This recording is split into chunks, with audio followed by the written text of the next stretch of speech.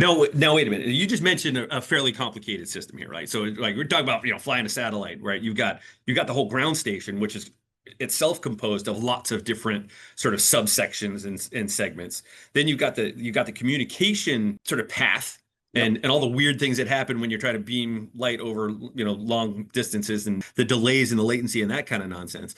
And then there's the satellite system itself, which is also composed of all sorts of other systems. So how do you decide? Where would you decide to draw the boundary? Are you talking about having multiple digital twins that are interacting, like almost like Lego blocks, where you sort of snap these things together?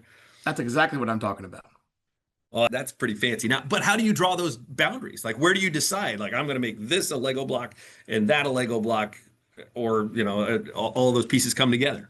Yeah, that's a foundational question that is, really tied to how clients as well as industry wants to allocate different behaviors, right? So that can be done sometimes in hardware or software, but all of those things can be instantiated within a digital twin.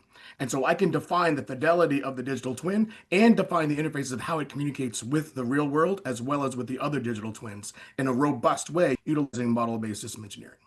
Now, wait a second. You just said something that was really, really interesting and important. All right, you talk about hardware and software.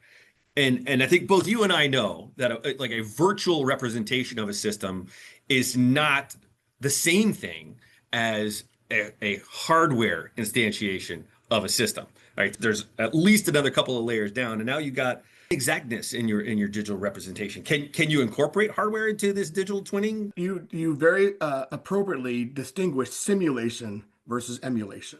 And that is a very important factor when you deal with digital twins, because I can simulate things from a model level of certain behaviors, but it's not really as accurate as the physical hardware or the physical software. Whereas an emulation within the digital twin actually is a true representation bit for bit of that hardware or software. So you can do both. And the value of digital twins is I can weigh the benefits of doing simulation vice emulation, depending upon where my risk is to do this particular kind of analysis or this particular trade study. So the digital twin allows both of those things. That's a pretty good response.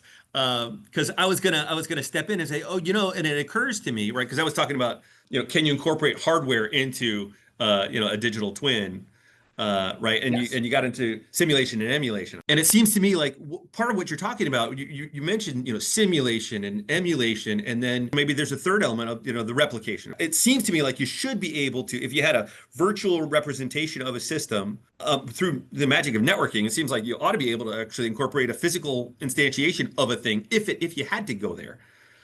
I really like the way you were talking about sort of the cost benefit. You have to sort of identify, if I'm understanding what you were saying, you have to identify what am I looking to accomplish with this particular digital twin, and how deep in the fidelity do I need to get to in order to accomplish that objective. And you're going to spend enough through simulation and emulation, or maybe even replication, to get that outcome and no farther. Yes, But then, exactly. and it seems to me like the natural extension then is that, well, if you've got these reusable assets while you're doing that, then if you need to go to a deeper level of fidelity later, you could just start with what you got and then swap in the more expensive piece if you need to go another layer deeper. Have we been able to do that? Yes, actually. So in general, when we're trying to create a new system, right, we generate models of the behaviors we would like that system to have so that the composite of those models allows those systems to be representative of the thing we're trying to create. And as that understanding of the system improves and matures, we can go more towards emulation of what we like the physical hardware and software to actually accomplish. And so we do bridge that gap or continuum between simulation and emulation. But to your point, sometimes even the best efforts, can't emulate the real physical hardware actions and behaviors or even reactions.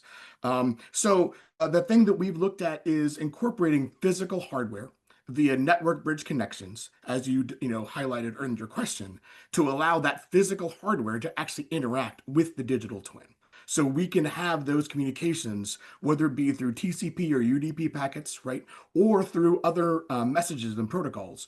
All that can be networked together. So the virtual environment talks to the physical hardware, and we get a true understanding of how those pieces fit together in the real world when we're able to field it into operations. Super cool. Okay, that makes a ton of sense. All right, so I got it now. All right, we were able to create these models of things in digital environments so that we can be safe and go fast. Does require a bit of an investment to get there from here, but then these winds up being reusable things that ultimately, in long term, save us money and allow us to operate faster.